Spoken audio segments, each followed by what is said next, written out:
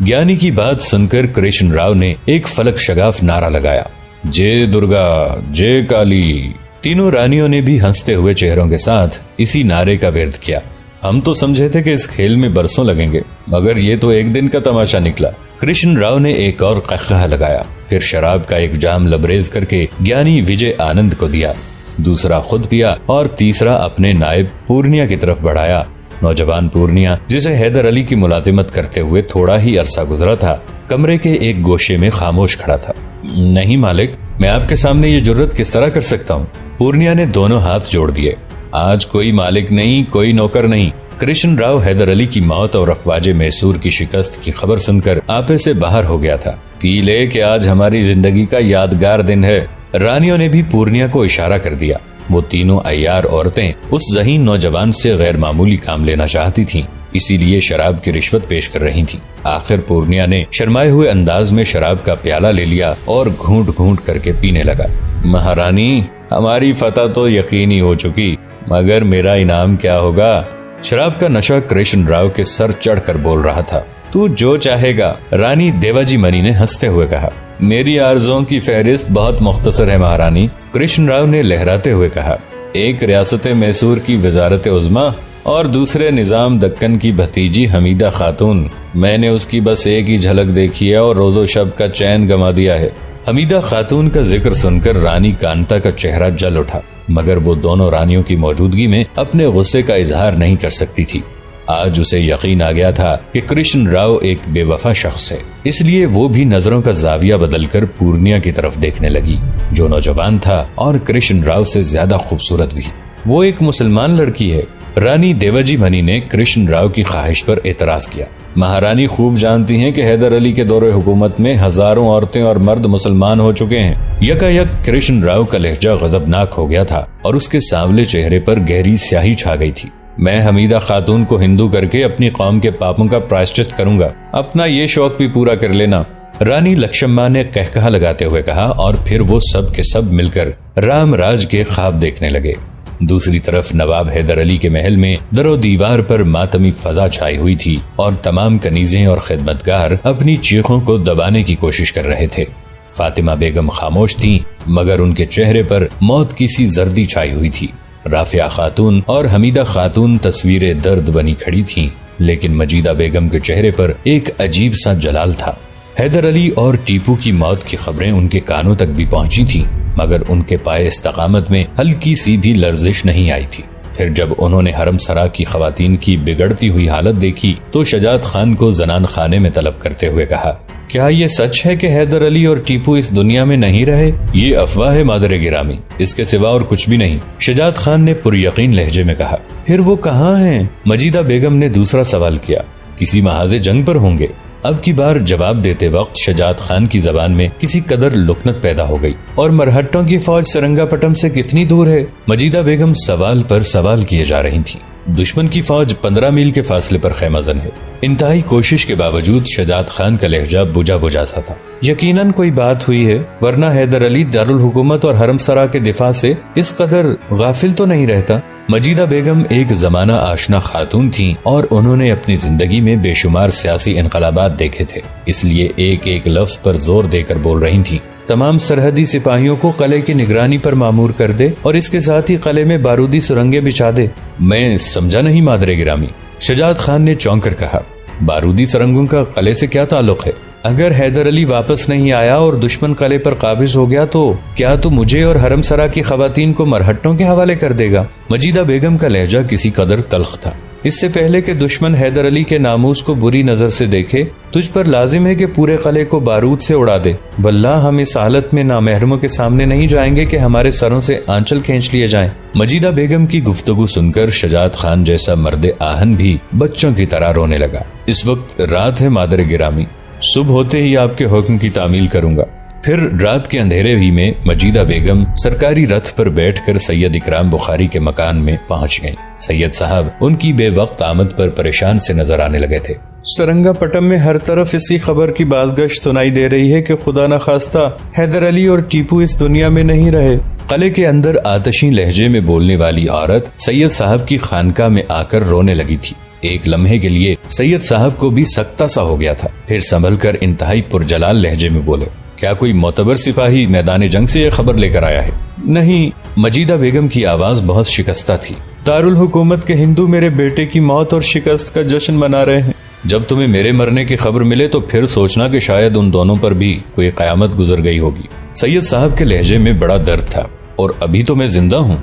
मजीदा बेगम ने हैरत से सैयद साहब की तरफ देखा। अगरचे एक मर्दे कलंदर की गुफ्तगू बहुत मुबहम थी, लेकिन फिर भी मजीदा बेगम का दिल ठहर गया था। आखिर रात के 3 बजे के करीब हरमसरा की मातमी फजा मुसर्रत आमेज चीखों में बदल गई। हैदर अली और टीपू सुल्तान इस तरह महल पहुंचे कि उनके पांव आबलों से भर गए थे और चेहरे गर्दो गुबार से अटे हुए थे। फिर जब हरमसरा की खवातीन के आंसुओं का सैलाब रुक गया तो हैदर अली ने महल की एक एक कनीज और खिदमतगार को तलब करते हुए इंतहाई सख्त लहजे में कहा, ये किसी को पता न चले कि मैं और टीपू महल में मौजूद हैं। अगर कोई मेरी मौत का जिक्र करे तो तुम अपनी तरफ से खामोशी अख्तियार करना। कनीजों और खिदमतगारों ने गर्दनें झुका दी। और अगर ये खबर महल से बाहर गई तो फिर समझ लो कि तुम में से किसी की खैर नहीं। एक तो हैदर अली का फितरी जाहो जलाल, दूसरे उसका कहरनाक लहजा कनीजों और खिदमतगारों के जिस्मों पर लर्जा तारी हो गया और उन्हें हर तरफ मौत रक्स करती हुई नजर आने लगी। फिर इसी लहजे में यही हुक्म महल के पहरेदार सिपाहियों को दिया गया।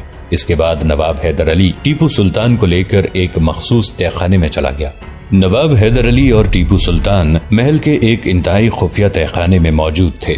सरंगापटम के मुसलमान समझ रहे थे कि वालिय मैसूर अपनी बका की आखिरी जंग लड़ रहा है और दारुल हुकूमत के हिंदुओं में ये अफवाह आम हो चुकी थी कि हैदर अली और टीपू सुल्तान मारे जा चुके हैं और अनकरीब पूरी रियासत पर मरहट्टा सालार तिरमक राव का कब्जा होने वाला है। इस कदर मखदूश और संगीन फजा में जब मोहम्मद अली कमींदान ने देखा कि नवाब हैदर अली का कहीं पता नहीं है तो वो अपने सिपाहियों को लेकर एक पहाड़ी पर चढ़ गया और इतनी महारत से लड़ा कि शाम तक मरहट्टा फौज को आगे बढ़ने से रोके रखा। मगर तिरमक राव की अस्करी ताकत के सैलाब ने मोहम्मद अली कमींदान की उठाई हुई दिफाई दीवार को ढा दिया और मरहट्टे पहाड़ी पर भी काबिज हो गए।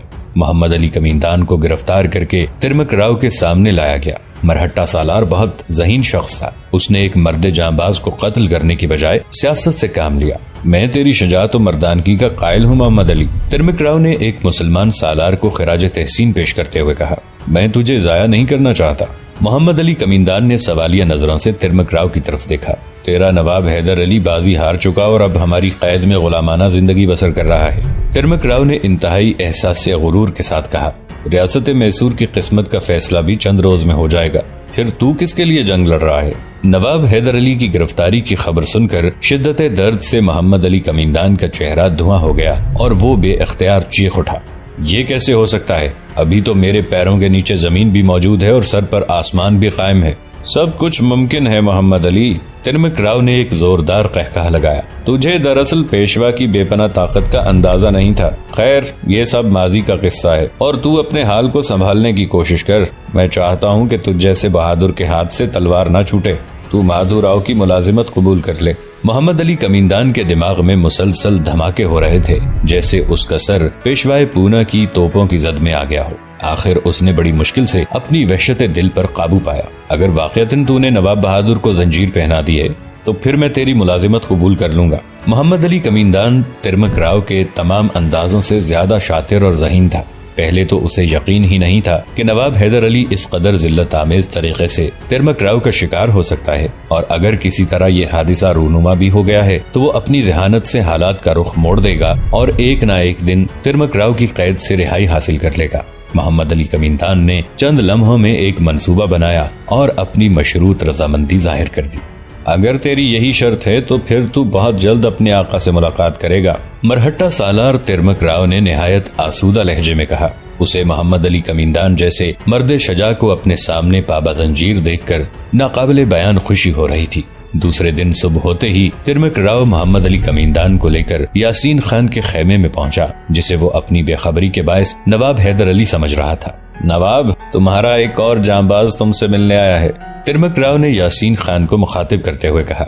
यासीन खान ने घबराकर मोहम्मद अली कमींदान की तरफ देखा और सालारे मैसूर पर नजर पड़ते ही उसका रंग फक हो गया। यासीन खान को इस बात का खतरा लाहिक हो गया था कि कहीं मोहम्मद अली कमींदान जोशे इज़्तिराब में इस राज को फाश न कर दे जिस पर एक वफादार सल्तनत ने बड़ी होशियारी से पर्दा डाल रखा था।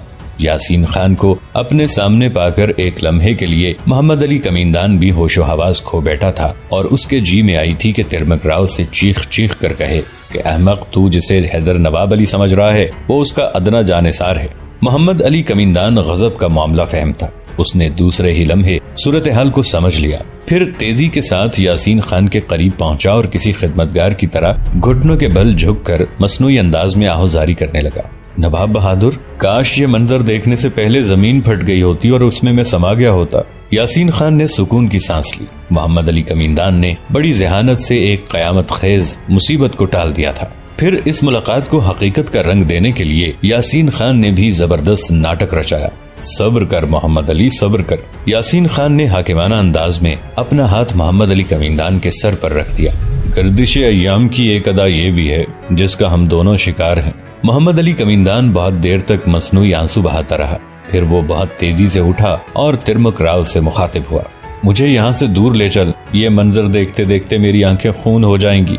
मोहम्मद अली कमीनदान की बिगड़ती हुई हालत देखकर सिपा सालार तिरमक राव भी बहुत ज्यादा संजीदा नजर आ रहा था। उसने सालार मैसूर के कांधे पर हाथ रख दिया और यासीन खान के खेमे से बाहर निकल आया। तुमने ठीक ही कहा था तिरमक राव, कुछ भी नहीं बचा। मोहम्मद अली कमीनदान के सीने में मुसर्रतों का तूफान उठ रहा था, मगर होंठों पर शिकस्त नामुरादी का मरसिया था। सब कुछ जलकर राख हो गया। अब मैं किस उम्मीद पर जीऊंगा कि ये सरोबाल दोष है। मोहम्मद अली कमीनदान बड़ी अय्यारी से तिरमक राव के गिर्द जाल बिछा रहा था। मरहट्टा सालार उसे बहुत देर तक तसल्लियां देता रहा। आखिर मोहम्मद अली कमीनदान ने मुलाजिमत की पेशकश कबूल कर ली। मगर मेरे बीवी बच्चों का क्या होगा? सालारे मैसूर ने तिरमक राव से पूछा। तिरमक राव कुछ देर तक गहरी सोच में डूबा रहा, फिर कहने लगा, तुम अपने किसी मोतबर आदमी को भेजकर उन्हें यहाँ बुला लो। कयामत की इस फजा में कौन किस पर एतबार करेगा? मोहम्मद अली कमीनदान ने गमजदा लहजे में कहा। तो फिर तुम खुद चले जाओ। आखिर तिरमक राव अली मोहम्मद कमीनदान के फरेब में आ गया और फिर दूसरे दिन सालारे मैसूर अपने सिपाहियों के हमरा बीवी बच्चों को लाने के लिए तिरमक राव के खेमे से बाहर निकला। तिरमक राव ने अपनी दानिस्त में बड़ी जहानत का मुजाहिरा करते हुए मोहम्मद अली कमीनदान और उसके सिपाहियों से हथियार रखवा लिए थे। मरहट्टा सालार के ख्याल में ये निहत्ते सिपाही उस शेर की मानिंद थे जिसके दांत तोड़ दिए गए हों और खूनी पंजे काट दिए गए हों। तिरमक राव मैसूर के इन शेरों को गीदड़ों से भी ज्यादा बेजरर समझ रहा था। मोहम्मद अली कमीनदान और उसके साथी मुसलसल आगे बढ़ते रहे। फिर जब रात आ गई तो सालारे मैसूर उस मकाम पर ठहरा जहां मरहट्टा सिपाहियों का हरावल दस्ता अपनी फौज की हिफाजत के लिए खैमजन था। मरहट्टों ने मुसलमान सिपाहियों को देखा तो अपनी तलवारें खींच ली। मोहम्मद अली कमीनदान ने उनसे फरियादी लहजे में कहा, हम बेंगलोर के बंजारे हैं, अपने मवेशी फरोख्त करने सरंगापटम जा रहे थे कि हैदर अली ने हमारा तमाम मालो असबाब लूट लिया। बस जिस्म पर ये कपड़े बाकी बचे हैं। 2 दिन से कुछ खाया पिया नहीं है। एक रात यहाँ ठहर जाने दो, कहीं अंधेरे में हैदर अली के सिपाही हमला न कर दें और हम अपनी जानों से भी चले जाएं।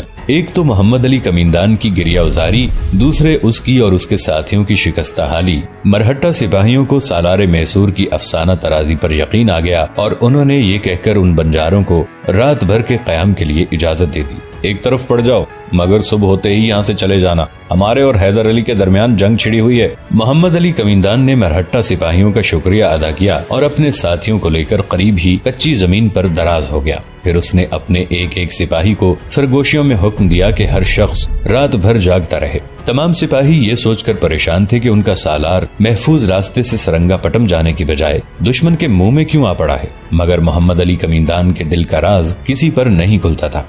आखिर जब आधी रात के करीब सर्द हवाओं के झोंकों ने मरहट्टा सिपाहियों को सुला दिया तो मोहम्मद अली कमीनदान उठा और अपने साथियों से कहने लगा, दबे पांव बिल्ली की तरह चलते हुए मरहट्टों के सरों पर पहुंच जाओ और उन्हीं के हथियार लेकर उन पर हमला कर दो। बड़ा अजीब हुक्म था, मगर हर सिपाही अपने सालार का हुक्म मानने के लिए मजबूर था। तमाम मरहट्टे बेखबर सोए हुए थे और जंगल की खुली फजा में उनके खर्राटे इस बात का ऐलान कर रहे थे कि तिरमक राव के सिपाहियों और मुर्दा इंसानों में कोई फर्क नहीं है। मोहम्मद अली कमीनदान और उसके साथियों ने मरहट्टों की गहरी नींद से खूब फायदा उठाया। फिर जब तक मरहट्टे संभलते और सूरत हाल को समझने की कोशिश करते, उस वक्त तक मोहम्मद अली और उसके साथी अपना मकसद हासिल कर चुके थे। रात की तारीकी और नींद का खुमार। गरज यही दोनों चीजें मरहट्टों की हलाकत का सबब बन गई। मोहम्मद अली कमींदान और उसके सिपाहियों ने सुबह होने से पहले तमाम मरहट्टों को कत्ल कर डाला और उनका सारा जंगी साजो सामान छीन कर सरंगापटम पहुँच गया।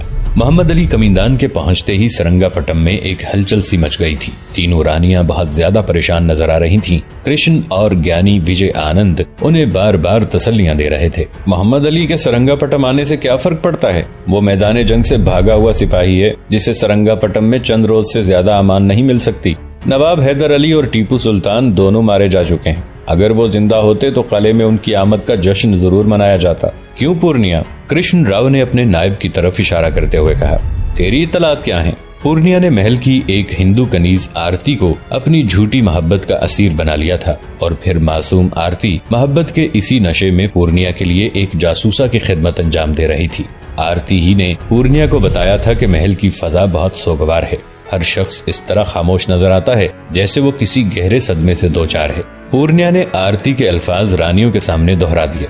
मगर तिरमक राव सरंगापटम पर हमला क्यों नहीं करता? रानी लक्ष्मम्मा ने पूर्णिया की बात को नजरअंदाज करते हुए कहा। आखिर वो अपना लश्कर लिए हुए खामोश क्यों पड़ा है? उसे किस बात का इंतजार है? रानी लक्ष्मम्मा एक ज़हीन औरत थी। उसके सवाल ने ज्ञानी विजय आनंद को भी चौंक जाने पर मजबूर कर दिया था। महारानी का ये नुक्ता यकीनन काबिल गौर है। ज्ञानी ने बड़े अजीब अंदाज में अपने सर को जुम्बिश देते हुए कहा। काबिल गौर नहीं, रानी लक्ष्मम्मा ने गुस्से में ज्ञानी को झड़क दिया।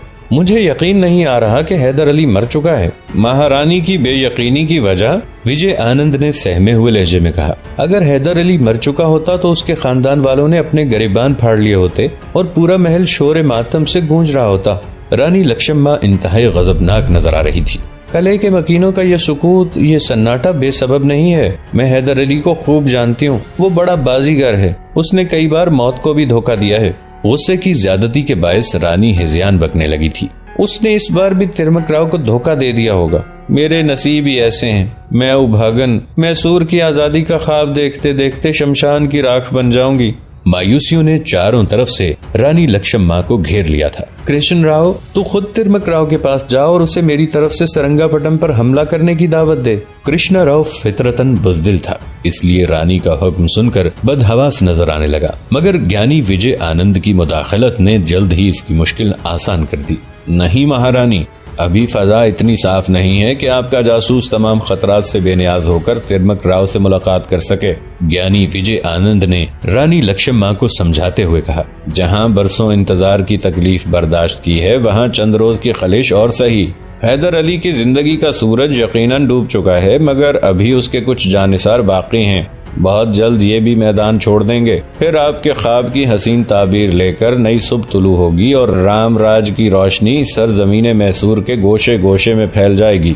बज़ाहिर ज्ञानी विजय आनंद और कृष्ण राव इंतहाई पुरजोश लहजे में बातें कर रहे थे, मगर वो खुद भी अंदर से बहुत ज्यादा डरे हुए थे। सरंगापटम पर मरहट्टों के हमले में जिस कदर ताखीर होती जा रही थी, उसी कदर उनके दिल भी डूबते जा रहे थे। मैसूर की रानियों और उनके हामियों ने नवाब हैदर अली और टीपू सुल्तान को मुर्दा तस्वुर कर लिया था, मगर ये दोनों बाप बेटे इंतहाई राजदारी के साथ महल के तहखाने में बैठकर तिरमक राव से जंग जारी रखने के लिए मंसूबाबंदी कर रहे थे। मोहम्मद अली कमींदान और शजात खान सरंगापटम के गिरदोनवाह में घूमकर नई फौज भर्ती कर रहे थे। नवाब हैदर अली ने अपने खजाने के मुंह खोल दिए थे। नतीजतन 15 दिन के मुख्तसर से अरसे में वाली मैसूर के पास 12,000 सवार और 20,000 प्यादे जमा हो गए। नवाब हैदर अली खुले मैदान में तिरमक राव का मुकाबला करना चाहता था। मरहट्टा सालार बड़ी बेचैनी से मोहम्मद अली कमींदान की वापसी का इंतजार कर रहा था, मगर जब एक माह बाद तिरमक राव को खबर मिली कि मोहम्मद अली कमींदान उसके सैकड़ों सिपाहियों को कत्ल करके सरंगापटम पहुंच गया है, तो उसे अपनी गलती का शिद्दत से एहसास हुआ। तिरमक राव बहुत बरहम था। मोहम्मद अली कमींदान के फरार होने का गुस्सा उसने मीर अली रजा खान और दूसरे मुसलमान सरदारों पर उतारा और उन्हें फौरन ही सख्त हिफाजती पहरे में पेशवाए पूना माधोराव के पास रवाना कर दिया। फिर वो यासीन खान के खेमे में आया। नवाब, मेरे ख्याल में यही मुनासिब है कि तुम अपनी हरमसरा और शहजादों को यहीं बुला लो। फिर पूना पहुंचकर जो पेशवा का हुक्म होगा उसी के मुताबिक अमल किया जाएगा। अब मैं ज्यादा दिन इंतजार नहीं कर सकता। दोस्तों, आज के लिए इतना ही। इसी कहानी की अगली किस्त के साथ बहुत जल्द हाजिर होंगे। नीचे कमेंट सेक्शन में अपनी राय का इजहार जरूर कीजिएगा। हमारे इस चैनल को सब्सक्राइब करके नीचे मौजूद बेल आइकन को भी जरूर क्लिक कीजिएगा। अगली मुलाकात तक के लिए हमारा और आपका अल्लाह निगहबान।